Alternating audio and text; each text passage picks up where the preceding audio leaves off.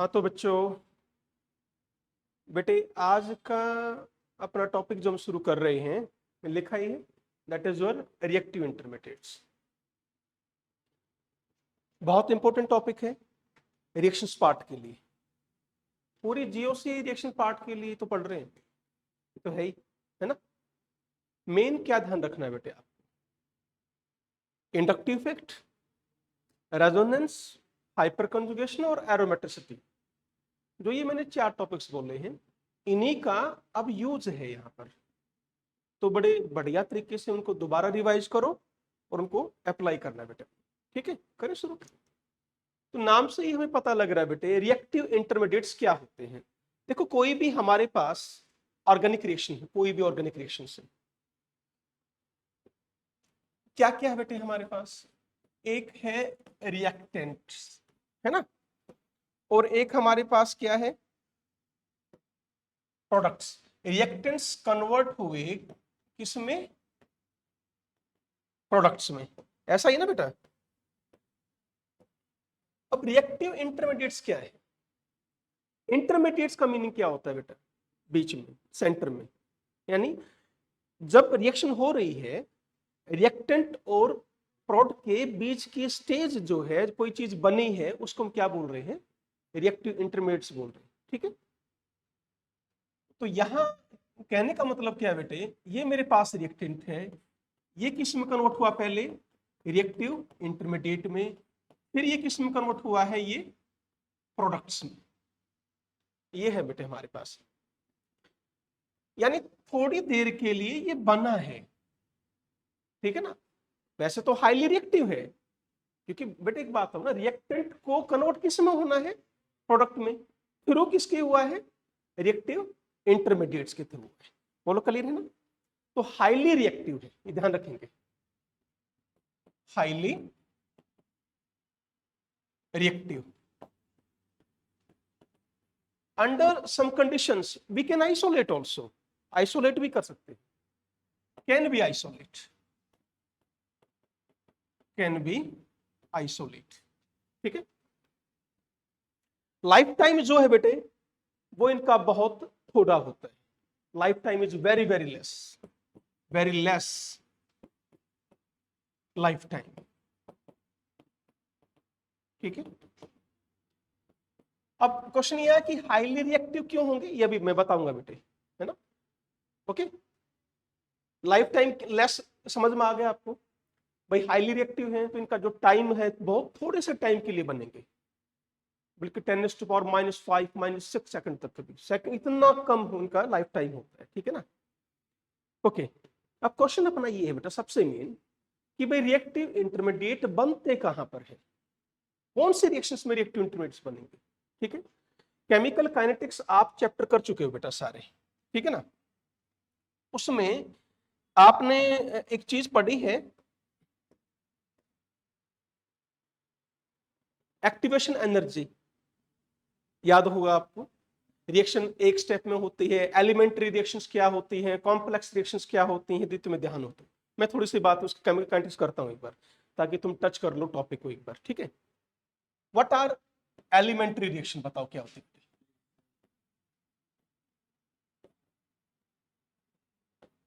Elementary reactions क्या होती है? इनको हम कंसर्टेड रिएक्शन भी बोल देते हैं बेटे। ठीक है ना। क्या बोल देते हैं?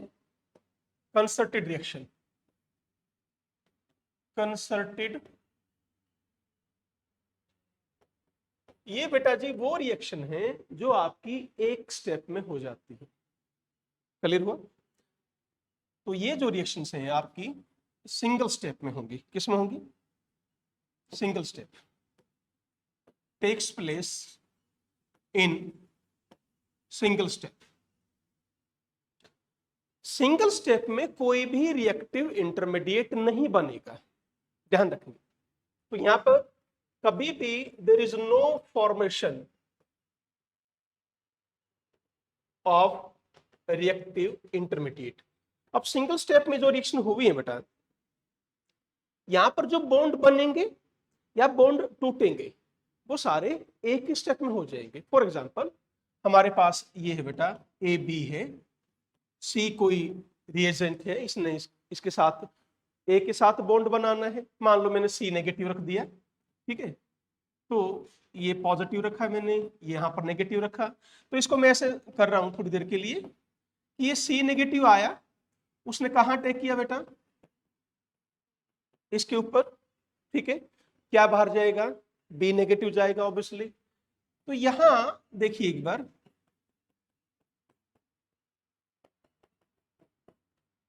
नेगेटिव, ये पार्शियली पॉजिटिव पार्शियली नेगेटिव, ये बेटा एक ट्रांजिशन स्टेट बनी है। इसको क्या बोलते हो बेटा, ट्रांजिशन स्टेट। और फिर क्या होगा, ये डैश हमेशा क्या शो करता है, पार्शियली बॉन्ड फॉर्मेशन या एंड पार्शियली बॉन्ड ब्रेकिंग। इसका मीनिंग क्या है, अभी कंप्लीटली बॉन्ड बोलो बना नहीं है, इसका मीनिंग क्या है, कंप्लीटली बॉन्ड टूटा नहीं है, ठीक है। तो ये क्या लिखूं मैं, पार्शियली बॉन्ड फॉर्मेशन, और ये बेटा पार्शियली बॉन्ड ब्रेकिंग। और फाइनली क्या हो जाएगा बच्चों, ए सी का बॉन्ड बन जाएगा और बी नेगेटिव बाहर चला जाएगा। क्या इतना समझ में आया बेटा, ठीक है। तो इसको बोलते हैं कंसर्टेड रिएक्शंस। इन रिएक्शंस में, अब ऑर्गेनिक केमिस्ट्री में तो कार्बन की बात करेंगे ना, तो इन रिएक्शंस में हमें क्या महसूस होता है, बल्कि होगा क्या बेटे, कार्बन क्या लगेगा कि कितने बॉन्ड बना रहा है वो, 5 बॉन्ड। हाँ देखो ना, मान लीजिए मैं ये लिख देता हूं Cl, और इस OH नेगेटिव को यहां अटैक करना था, ठीक है, और यदि मुझे इसकी ट्रांजिशन स्टेट बनानी हो तो यही तो लिखूंगा बेटा मैं, OHCl, यही तो लिखोगे इसकी ट्रांजिशन स्टेट। तो यहां पर क्या लग रहा है हमें कि कार्बन लुक्स पेंटावेलेंट, ये 5 बॉन्ड बना रहा है। ध्यान देना, 3 तो कैसे बॉन्ड है, रियल बॉन्ड है, और 2 आपके फॉल्स बॉन्ड है, ये ध्यान रखेंगे, ठीक है। यहां पर देयर आर 3 रियल बॉन्ड्स और 2 क्या है बेटे आपके फॉल्स बॉन्ड। क्लियर है, आगे बढ़ा जाए क्या, हाँ जी। जो फॉल्स बॉन्ड लिखा है हमने, वो एक तरह से क्या है बेटे, एक तो बॉन्ड बन रहा है और एक बॉन्ड टूट रहा है, बस। चले आगे, यहां पर कोई भी, जैसे मैंने कहा, कोई भी रिएक्टिव इंटरमीडिएट नहीं होगा। रिएक्टिव इंटरमीडिएट हमेशा कॉम्प्लेक्स रिएक्शन में बनता है बेटे। कॉम्प्लेक्स रिएक्शन का मीनिंग होता है कि जो रिएक्शन एक से ज्यादा स्टेप्स में होती हो। यहां तक क्लियर है, बढ़ो आगे, ठीक है, ओके। ये मैं ग्राफ दिखा रहा हूं बेटा, we have this is reactant, this is product. ये जो पीक है, पीक हमेशा किसके लिए होता है बेटा, ट्रांजिशन स्टेट के लिए होता है। देखो ये रिएक्शन एक ही स्टेप में, यदि एक पीक है एक स्टेप, 2 पीक 2 स्टेप, जितने पीक बनेंगे उतने ही स्टेप्स हो जाएंगे। बात समझ रहे हो, जैसे यहां एक पीक है तो ये सिर्फ एक स्टेप की रिएक्शन, सिंपल है याद करने के लिए, राइट। और ट्रांजिशन स्टेट जो है बेटा, इसका जो चार्ज होगा वो सबसे क्या था, ज्यादा था ना, हाईएस्ट चार्ज है इसके ऊपर। अभी पीछे देखा था आपने, पॉजिटिव भी है, 2 पर नेगेटिव भी है, तो चार्ज बहुत ज्यादा है इसके ऊपर। चार्ज ज्यादा होने की वजह से क्या है, ये हाईली अनस्टेबल है, ठीक है ना। Therefore this is highly unstable, right बेटा। कांट आइसोलेट, हम इसको आइसोलेट नहीं कर सकते हैं, राइट है, बोलो बेटा, यहां तक बढ़े क्या, ठीक है। अब नंबर ऑफ ट्रांजिशन स्टेट, किसी भी रिएक्शन में कितनी ट्रांजिशन स्टेट बनेंगी, जितने पीक होंगे या जितने स्टेप्स होंगे। जैसे ये रिएक्शन आपकी एक स्टेप में हो रही है तो एक क्या बना, ट्रांजिशन स्टेट। 2 स्टेप में होगी तो 2 ट्रांजिशन स्टेट, जितने स्टेप्स उतनी क्या बनेंगी, बस ये ध्यान रखना है। तो नंबर ऑफ ट्रांजिशन कितनी हुई बेटा, क्या लिखूं मैं, number of steps in reaction, ये ध्यान रखना। मिनिमम ट्रांजिशन स्टेट 1 होगा, ध्यान रखेंगे, ओके। और यदि आपसे कहें कि रिएक्टिव इंटरमीडिएट 0 भी हो सकता है, transition state can never be zero, right बेटा, transition state can never be zero but reactive intermediate में बी जीरो। क्लियर हुआ ना? आपसे पूछे ऐसा क्यों है, ये किस में है बेटा, in concerted reaction there is no formation of reactive intermediate, but ये कभी भी जीरो नहीं हो सकता। तो ट्रांजिशन स्टेट हमेशा मिलेगी, रिएक्टिव इंटरमीडिएट पॉसिबल है भी या नहीं भी। बढ़ो आगे, बोलो यहां तक, पूछो बेटे। आइसोलेट का मतलब होता है बेटे उसको हम क्या बाहर निकाल सकते हैं, आइसोलेट का मीनिंग ये है नहीं कर सकते, इतनी हाईली अनस्टेबल है, आप ये कह वो एग्जिस्ट ही नहीं करती। रिएक्टिव इंटरमीडिएट तो फिर भी थोड़ी देर के लिए, कुछ रिएक्टिव इंटरमीडिएट इतने ज्यादा स्टेबल होते हैं बेटा, उनको हम आइसोलेट भी कर सकते हैं, बट ट्रांजिशन स्टेट का नेवर भी आइसोलेट, मतलब ये नहीं कह सकते ये निकाल लिया और ये पकड़ो क्या है आपकी ट्रांजिशन स्टेट, ये पॉसिबल नहीं है।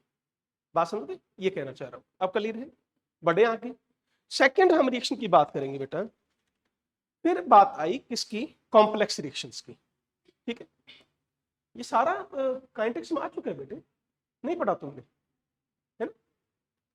फिर सेकेंड है कॉम्प्लेक्स रिएक्शन।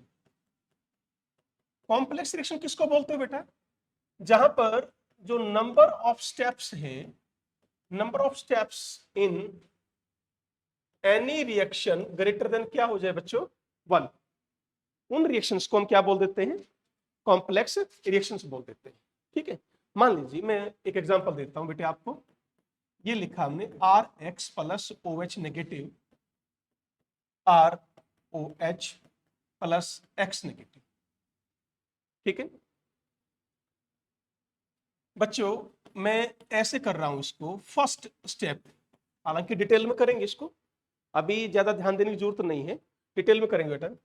यहां पर मैंने ये बॉन्ड तोड़ दिया बच्चों, हेटेरोलिटिक बॉन्ड के लिए यूज किया, तो क्या बना बेटा, R positive plus X negative.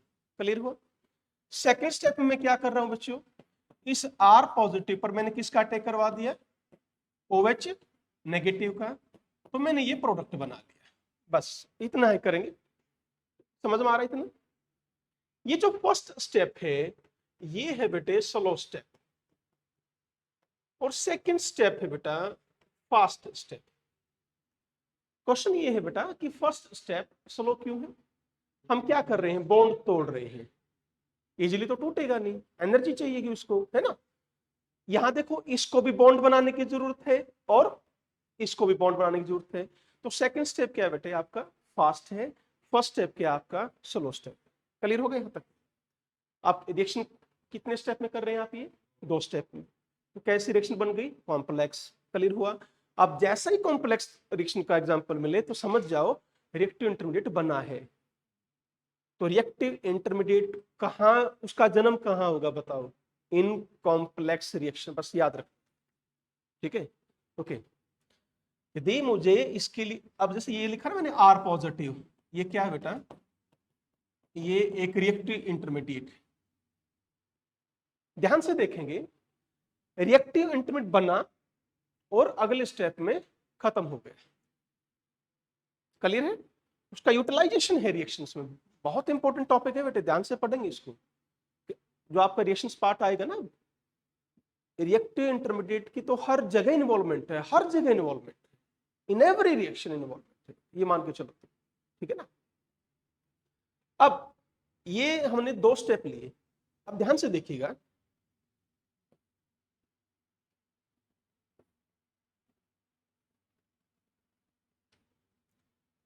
ये कर दिया बेटा मैंने, ठीक है। कितने पीक हैं, 2, तो मतलब 2 स्टेप्स हैं, ये तो पक्का है। यदि आप, और ये क्या है बेटा, ट्रांजिशन स्टेट, और ये भी ट्रांजिशन स्टेट। अब ध्यान से देखो, हमने कहीं भी यहाँ ट्रांजिशन स्टेट शो नहीं कर रखी, मैं दिखा देता हूं कैसे। मैंने ये क्या कहा है कि बॉन्ड तोड़ना है, तो क्या पहले की ट्रांजिशन स्टेट ये नहीं बन गई बेटा, बताओ। सेकंड की ट्रांजिशन स्टेट क्या बनेगी बच्चों, R, और इसका क्या बनाओगे, bond partially negative partially positive. एक ध्यान रखेंगे बेटा, देखो मैंने यहाँ क्या रखा है, पार्शली पॉजिटिव पार्शली नेगेटिव, पर यहां भी देखो इधर भी क्या है, partially positive partially negative, but इसके जो रिएक्टेंट थे उसके ऊपर क्या था charge, fully positive fully negative, क्योंकि जब बॉन्ड बनना शुरू हो जाएगा तो जो चार्ज जो है वो न्यूट्रल होना शुरू हो जाएगा, कम होना शुरू हो जाएगा, तो इसलिए क्या शो करना है बेटे, पार्शली पॉजिटिव पार्शली नेगेटिव, ध्यान रखें, क्लियर है बोलो।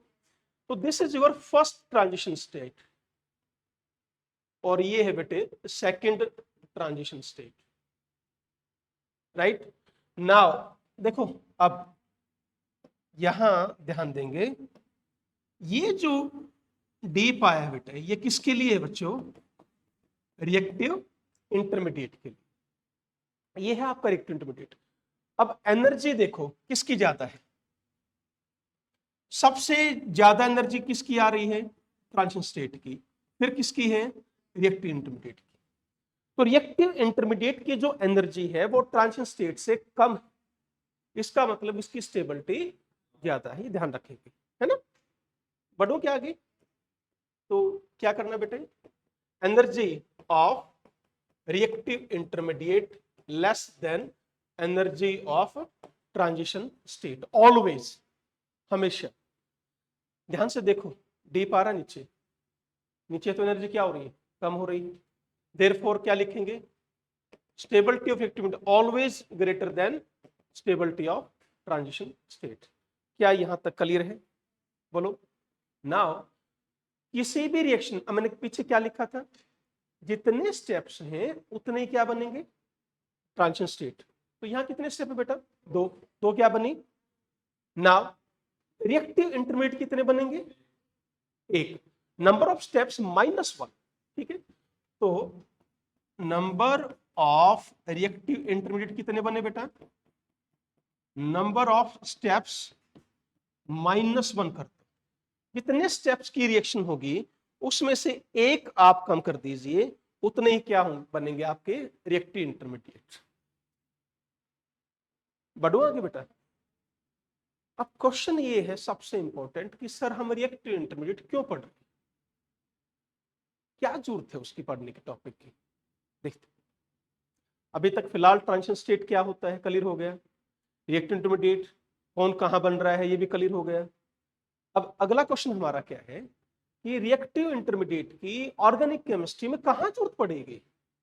दो बातें मैं आपको बताऊंगा बेटा, देखो एग्जाम्पल से मैं आपको समझाता हूं बेटे। ये मैंने कोई भी रिएक्शन ले रहा हूं, अभी मान लीजिए मैंने यहां HCl जोड़ दिया, it is a type of addition reactions, ठीक है। ये भी डिटेल में करेंगे, पर बस थोड़ा सा मैं आपको बस ये बताना चाह रहा हूं कि कहां रिएक्टिव इंटरमीडिएट की जरूरत पड़ती है। ओके बेटा, कितने प्रोडक्ट बने, दो प्रोडक्ट। ऑर्गेनिक में बहुत कम ऐसी रिएक्शंस हैं जहां सिंगल प्रोडक्ट बनता है, बहुत कम रिएक्शंस हैं, तो प्रोडक्ट्स जनरली ग्रेटर देन 1 ही बनता है। अब इन रिएक्शंस में जहां भी, जिन भी रिएक्शंस में, इफ, ध्यान दो देना बेटा, मैं क्या लिख रहा हूं, यदि number of products greater than 1 है तो एक मेजर बनेगा और बाकी सारे माइनर कहलाते हैं, ठीक है। उनमें से बेटा 1 प्रोडक्ट, इसको मैंने क्या बोला बच्चों, मेजर प्रोडक्ट बोल दिया, एंड ऑल अदर्स वो मैं किस कैटेगरी में ले आया, माइनर में। जैसे आप इस ऊपर वाली रिएक्शन में देखिए, प्रोडक्ट दो बन रहे हैं बेटे, इन दो में से यदि मैं लिखूं इसके ऊपर कि ये मेजर प्रोडक्ट क्यों है वो बाद में करेंगे, और ये जो फर्स्ट लिखा वो माइनर प्रोडक्ट है। वाई मेजर एंड माइनर, ये अपना क्वेश्चन फिलहाल नहीं है, फिलहाल ये है कि रिएक्टिव इंटरमीडिएट की जरूरत कहां पड़ रही। अब एक प्रोडक्ट क्या लिखा है, मेजर, ऑल अदर्स प्रोडक्ट बेटा 3 भी हो सकते हैं, 4 भी हो सकते हैं, जैसे ये एग्जांपल तो मैंने 2 का दिया है, कहीं कहीं 3 भी मिल सकते हैं, 4 भी मिल सकते हैं, तो 1 will be major and all rest minor. Clear है यहां तक, okay. Now generally but not always, generally formation of अब इंपॉर्टेंट पॉइंट आ गया, formation of major product directly proportional to stability of reactive intermediate. That's the point. You have to find out कि इन दोनों products का reactive intermediate क्या है, कौन सा है। फिर आपको उन दोनों का क्या देखना पड़ेगा, स्टेबिलिटी देखनी पड़ेगी। समझ रहे हो मैंने क्या बोला बेटा? इसका देखो, ये एक इन रिएक्टेंट से ये दो प्रोडक्ट बने, दोनों बीच में क्या बना रहे हैं, रिएक्टिव इंटरमीडिएट बना रहे हैं। जिसका रिएक्टिव इंटरमीडिएट ज्यादा स्टेबल होगा वो प्रोडक्ट आपका मेजर होगा। ये लाइन दिमाग में बिठा लो बेटा, पूरी ऑर्गेनिक में काम आनी है। समझ गए? जरूर हमेशा नहीं है, ध्यान भी रखना, मैंने लिखा generally, not always, generally 90% case में यही होता है कि formation of, if there is the formation of more than one product, then formation of major product is directly proportional to stability of their reactive intermediate। इसलिए हमने reactive intermediate पढ़ने। बढ़ो क्या आगे? तो पहले तो कहां जरूरत पड़ गई हमें, to find out major product. और क्वेश्चन बहुत आते हैं बेटे, रिएक्शन दे दी जाएगी, बताओ इनमें से मेजर प्रोडक्ट कौन है, तो वो आपको क्या पता होना चाहिए, मैकेनिज्म पता होना चाहिए। सबसे पहले तो रिएक्शन का मैकेनिज्म पता होना चाहिए। मैकेनिज्म से ही आपको समझ में आएगा कि कौन सा रिएक्टिव इंटरमीडिएट बन रहा है, और फिर उसका स्टेबिलिटी पॉइंट पता होना चाहिए, फिर आप क्वेश्चन सोल्व कर पाओ। राइट है? बढ़ो आगे। और स्टेबिलिटी कहां से निकालोगे? वही जो मैंने बताया, इंडक्टिव फैक्टर, रेजोनेंस है, एरोमेटिसिटी है, उसी से आपकी स्टेबिलिटी आनी है। तो इसलिए वो चारों टॉपिक की कितनी जरूरत है, समझ में आ गए? बढ़े आगे। ओके, अब और कहां जरूरत पड़ेगी बेटा, रेट ऑफ रिएक्शन की। किसी भी रिएक्शन का रेट, ये भी आपने केमिकल काइनेटिक्स में पढ़ा है, कितने सारे फैक्टर्स थे, रिएक्टेंट ज्यादा हो, ठीक है, सरफेस एरिया ज्यादा हो, 5-7 पॉइंट पढ़े होंगे जब आपने केमिकल काइनेटिक्स शुरू किया था। Factors affecting rate of reactions आए होंगे बेटा जरूर, है ना। फोटोकेमिकल रिएक्शन में आपको लाइट देनी पड़ेगी, सरफेस एरिया ज्यादा देना पड़ेगा, बहुत सारे फैक्टर्स। यहां मैं 2-3 बता रहा हूं कि रेट ऑफ रिएक्शन, पहली चीज directly proportional to stability of product. क्या ये क्लियर है बेटा? जिन रिएक्टेंट्स की आप रिएक्शन करवा रहे हो और उनसे जो प्रोडक्ट बनने जा रहा है वो जितना स्टेबल होगा तो रेट क्या हो जाएगी, फास्ट। अगला बेटे, inversely proportional to stability of reactant. सहमत हो? रिएक्टेंट जितना कम स्टेबल होगा रेट ऑफ रिएक्शन फास्ट हो जाएगी। One more point, directly proportional to stability of reactive intermediate. फिर आ गया, देखो आ गया ना, सुनो ध्यान से। मान लीजिए एक बड़ा सिंपल सा क्वेश्चन ले रहा हूं मैं, आपसे पूछा गया कि 2 क्वेश्चन दे रहा हूं और ये पूछ लिया कि इन दोनों में से किसकी रिएक्टिविटी फास्ट है। रेट, 2 रिएक्शन दे रहे हैं बेटा, इसमें भी अल्कोहल है, इसमें भी अल्कोहल है, HCl HCl। Rate of reaction किसका फास्ट है, रिएक्शन ए का या 2 का? तो है तो बी का, पर क्यों हम बाद में करेंगे। ठीक है, यहां भी आपको क्या चेक करना है, रिएक्टिव इंटरमीडिएट। तो रिएक्टिव इंटरमीडिएट 2 जगह हमारा बहुत काम आने का। फर्स्ट क्या बोला हमने, it will decide major product, second rate of reaction के जहां क्वेश्चंस आएंगे, which will be more reactive. तो दोनों केसेस में आपका कौन काम आएगा बेटे, बताओ, रिएक्टिव इंटरमीडिएट। तो उसके लिए हमें क्या पढ़ना है, बताओ, स्टेबिलिटी पढ़। बढ़ो आगे। जैसे इस रिएक्शन की हम बात करें तो इसकी रिएक्टिविटी ज्यादा है, ये लेस है, और इसकी हाई है। क्यों है, एल्कोहल वाले चैप्टर में करेंगे, मैकेनिज्म पार्ट में करेंगे, चिंता ना बड़े करें सुन है। आ जाए रिएक्टिव इंटरमीडिएट पर, ये तो बस अभी मैंने यही बताया कि होते क्या। टाइप्स की बात करते हैं बेटा, कितने टाइप्स के हैं। सबसे पहला है बेटा carbocation, next कार्बेनाइन, third free radical, fourth carbene and fifth benzene. ये 5 पढ़ेंगे बेटा, 5 आपके रिएक्टिव इंटरमीडिएट्स हैं। सबसे इंपॉर्टेंट है बच्चों आपका कार्बोकेटाइन, सबसे इंपॉर्टेंट है, ये ध्यान रखेंगे। ज्यादातर रिएक्शंस आपकी कार्बोकेटाइन को लेकर ही मिलेंगे, ठीक है। फिर फ्री रेडिकल को और कार्बोनाइन की, इनकी यानी मैक्सिमम रिएक्शंस आपकी इन्वॉल्विंग है कार्बोकेटाइन को लेकर, ध्यान रखना, ठीक है। कार्बन की भी कम है, बेंजाइन की भी कम है, तो सबसे ज्यादा ये है बेटा आपका, ठीक है। तो ये आपका यदि मैं क्वेश्चन पॉइंट ऑफ व्यू से कहूं तो कार्बोकेटाइन सबसे ज्यादा इंपॉर्टेंट है, ठीक है। फिर ये दोनों और फिर ये बेंजाइन कहीं एक आधे रिएक्शंस में आता है, कोई ज्यादा नहीं मिलेगा आपको, ठीक है। ऐसे ही कार्बन की भी 2-3 रिएक्शंस ही, ज्यादा नहीं, 2 ही 3 बोली मैंने, ज्यादा नहीं बोली, ठीक है। करें बेटा शुरू। तो आज हमारा सबसे पहला है बेटा टॉपिक कार्बोकेटाइन। कार्बोकेटाइन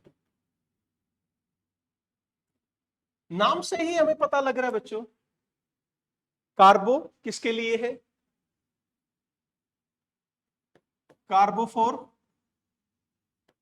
कार्बन, और कैटायन का मीनिंग क्या हुआ बच्चों, पॉजिटिव चार्ज। यानी ये वो रिएक्टिव स्पीसीज हैं जिनके ऊपर कार्बन पर पॉजिटिव चार्ज, ठीक है। फॉर एग्जाम्पल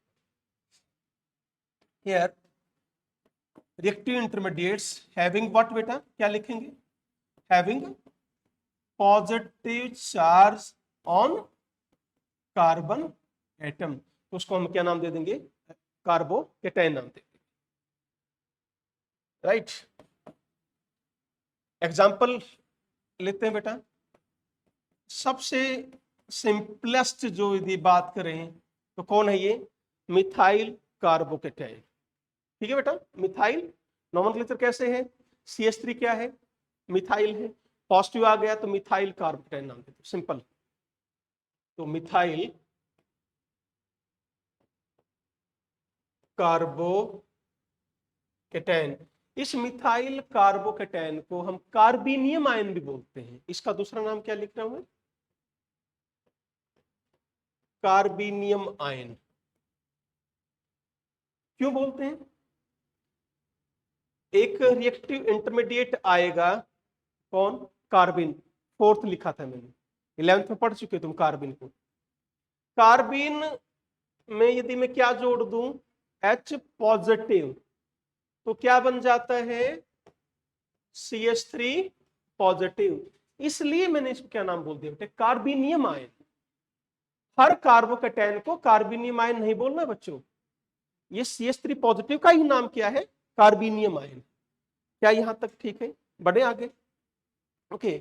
अब ध्यान दो, पॉजिटिव चार्ज है तो इसका जो ऑर्बिटल होगा बेटे, यदि इसका लेविस स्ट्रक्चर आप बनाओगे, ध्यान से देखिए, लेविस स्ट्रक्चर में कितने इलेक्ट्रॉन्स हैं बॉन्डिंग कार्बन के पास, बोलो बेटा, 6, हाइड्रोजन 2, तो ये इसका क्या बन गया, एक तरह से लेविस स्ट्रक्चर तो बन गया। तो अब बताओ, तो यहां पर हम क्या कहेंगे, in Lewis structure there are present 6 electron in carbon. क्या इसका मतलब ऑक्टेट अनकंप्लीट हो गया भाई, है ना। देयरफॉर ऑक्टेट क्या है, uncomplete.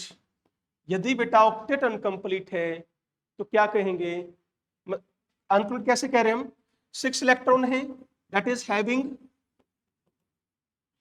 Deficiency of how many electrons बेटा, 2 इलेक्ट्रॉन्स, 2 इलेक्ट्रॉन्स की डेफिशिएंसी है, बोलो क्लियर है, 2 इलेक्ट्रॉन्स की डेफिशिएंसी है बेटा, ध्यान रखेंगे, ठीक है। अब डेफिशिएंसी है तो ये बिहेव करेंगे as a electrophile and as a Lewis acid, ध्यान रखना, ठीक है। Behave as electrophile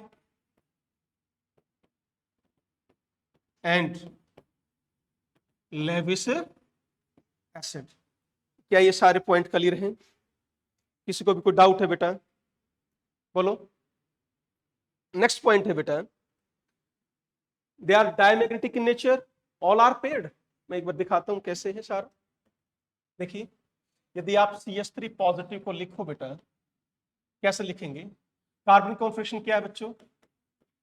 1s2 2s2 2p2, यही है, ठीक है। और एक्साइटेड स्टेट में आप कैसे लिखते हो भाई? कार्बन ने कितने बॉन्ड बना रखे हैं बेटा? 3 बॉन्ड है, 4 नहीं बेटा। कितने बॉन्ड है यहाँ पर? 3 बॉन्ड, ठीक है। अब 3 बॉन्ड हैं तो इलेक्ट्रॉन भी ऑब्वियसली 3 ही होंगे ना कार्बन के पास। और 3 कहां से आए? हाइड्रोजन बॉन्ड बनाए हैं, तो यहां पर हाइड्रोजन ने बना लिया, ये भी हाइड्रोजन, यहां हाइड्रोजन उड़ गया। और ये क्या है बेटे आपका? Empty orbitals. बोलो क्लियर है क्या यहां तक? ओके, चलो आगे। अब मुझे एक बात बताओ, हाउ मेनी, ये क्वेश्चन जो आया हुआ है मैंने लिखा हुआ है बेटे, ये एम्स में एक बार क्वेश्चन पूछा गया था कि टोटल कितने पेयर्ड इलेक्ट्रॉन हैं CH3 positive? How many total paired electron in CH3 positive? Clear है? कितने हैं बताओ? टोटल है 8 बेटा, 8। डोंट फॉरगेट, यहां 1s2 नहीं लिखा है। क्लियर हुआ है? ओके, कितने होंगे?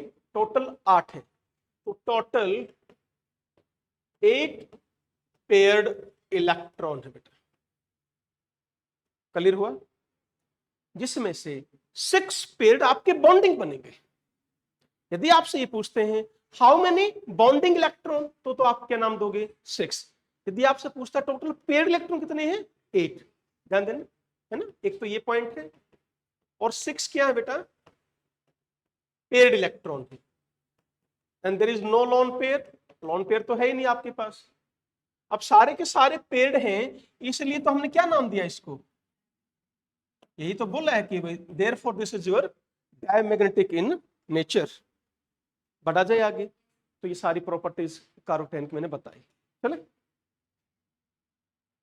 नेक्स्ट बेटा, classification.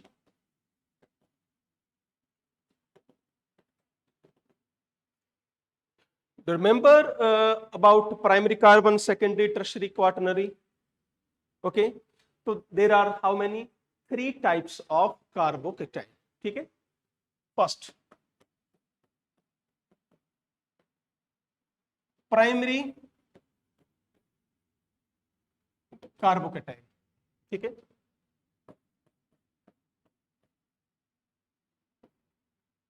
Secondary carbocation and tertiary carbocation. क्या मीनिंग होगा बेटा? बताओ एक बार। Here positive charge present on primary carbon. Simple है बिल्कुल। तो यहां पर सेकेंडरी कार्बन पर आ जाएगा, और यहां पर बेटे आपका टर्शियरी कार्बन पर आ जाएगा, ठीक है। एग्जांपल, जैसे CH3 पॉजिटिव कैसा है? प्राइमरी है, ठीक है। C2H5 पॉजिटिव कैसा है? ये भी आपका प्राइमरी है। तो सेकेंडरी कहां से शुरू होगा? 3 कार्बन, ठीक है। और टर्शियरी 4 कार्बन, 2 कार्बन तक प्राइमरी रहेंगे, ठीक है। अब जैसे बेटा यदि मैं इसका नाम क्या लिखेंगे बताओ? मिथाइल कार्बोकेटाइन, इथाइल कार्बोकेटाइन, इसको क्या बोलोगे? एन प्रोपाइल कार्बोकेटाइन, या सिंपल प्रोपाइल कार्बोकेटाइन बोल सकते हैं, ठीक है। तो ये कैसा हुआ बेटा? ये भी प्राइमरी, तो ऑल आर प्राइमरी कार्बोकेटाइन, ठीक है। अब नाउ ये लिखा बच्चों हमने, तो दिस इज क्या लिखो बेटा इसको? Isopropyl carbocation. कैसी नेचर इसकी? Secondary carbocation, because there is present positive charge on secondary carbon. Clear है? टर्शियरी कार्बोकेटायन कहां शुरू हुआ, क्या बताया मैंने, बताओ, 4 कार्बन से, ठीक है। 4 कार्बन के देखो, ये रहा, एक ये लिख दिया, ठीक है, एक ये रहा बेटे, और एक ये रहा। यदि चारों के नाम लिखने हो तो क्या क्या बताओगे? नहीं नहीं ऐसे नहीं, वो नाम नहीं बेटा, ब्यूटाइल कार्बोकेटायन, क्या लिखोगे इसको, बोलो, ब्यूटाइल कार्बोकेटायन, इसको क्या बोलोगे? सेकेंडरी ब्यूटाइल कार्बोकेटायन, इसको क्या बोलोगे? Iso butyl carbocation. बस याद करो बेटा अभी चीजें। ये क्या है आपका? टर्शरी ब्यूटाइल कार्बोकेटायन, तो ये टर्शरी है नेचर में।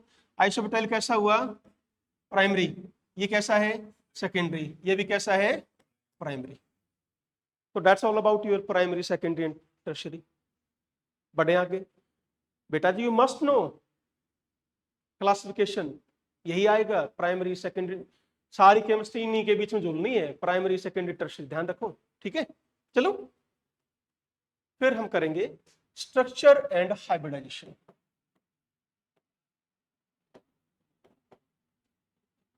स्ट्रक्चर एंड हाइब्रिडाइजेशन,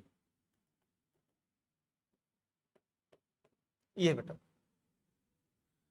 अभी जैसे कि हमने पढ़ा कि कार्बन पर चार्ज क्या लिखा था आपने? पॉजिटिव लिखा था, ठीक है। तो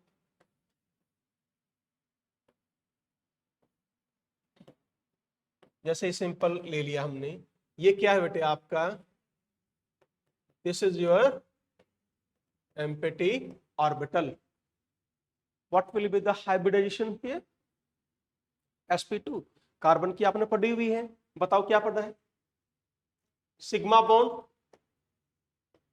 2 3 4, 2 के लिए बोलो sp, sp2, sp3। ध्यान रखना है चार्ज कैसा है? पॉजिटिव। ना ऐड करोगे ना सब्ट्रैक्ट करोगे, but for negative add 1 value, एक वैल्यू ऐड कर लो। मतलब क्या हुआ? ये मैंने किसका लिखा बेटा बताओ? ये है CH3 पॉजिटिव। अब कोई आपसे पूछे कि भाई CH3 नेगेटिव में क्या करोगे? sp3 लिखोगे। बॉन्ड तो यहां भी कितने हैं? सिग्मा 3 ही है, पर एक वैल्यू किसके लिए ऐड करोगे? नेगेटिव के लिए। तो इसमें हाइब्रिडेशन sp3 बेटा, और इसमें हाइब्रिडेशन आपकी sp2 है। क्या ये क्लियर है आपको? बढ़ो आगे। sp2 हाइब्रिडेशन के लिए शेप क्या आएगी? ट्रायंगुलर प्लेनर शेप, ठीक है। तो ये आपकी शेप बन गई, that is triangular planar shape with bond angle is your 120 degree. क्या है आपका बॉन्ड एंगल? बताओ बेटा, यहां तक ठीक है? ओके। अब नेक्स्ट लेक्चर में हम पढ़ेंगे बेटे स्टेबिलिटी ऑफ कार्बोकेटायन। वही है आपका इंपॉर्टेंट टॉपिक, वही डिसाइड करेगा आपकी किनको? ऑर्गेनिक रिएक्शंस को। आज तो हमने सिर्फ इतना पढ़ा है कि रिएक्टिव इंटरमीडिएट क्या होते हैं, ट्रांजिशन स्टेट क्या है, कहां बनते हैं, कितने होंगे, और basic information about your carbocation, ठीक है। कल स्टार्ट करेंगे आपकी स्टेबिलिटी ऑफ कार्बोकेटायन, ठीक है। थैंक यू बेटा।